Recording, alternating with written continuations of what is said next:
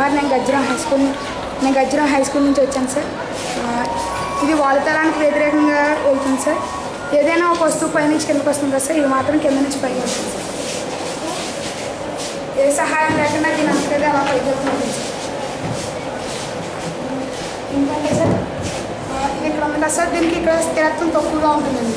ఇక్కడ గర్భనాభి ఎత్తు ఎక్కువగా ఉంటుంది సార్. ఇలా వెళ్ళి కొద్ది స్థిరత్వం పెరుగుతూ గర్భనాభి ఎత్తు తగ్గుతూ ఉంటుంది సార్. దానివల్ల భూమి యొక్క ఆకర్షణ శక్తి అభికేంద్ర వల్ల దీన్ని తోయడం వల్ల అలా పైకి ఎక్కుతూ ఉంటుంది సార్.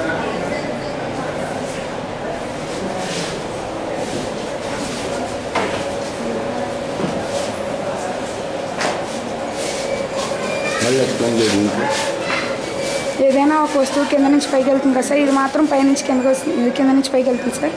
అయితే గర్భనాభి ఎత్తు అక్కడ ఎక్కువగా ఉండడం వల్ల ఇది భూమి యొక్క అభికేంద్ర బలం దీన్ని పైకి నెట్టుతూ ఉంటుంది సార్. దానివల్ల ఇది అలా పైకి ఎక్కుతూ ఉంటుంది సార్.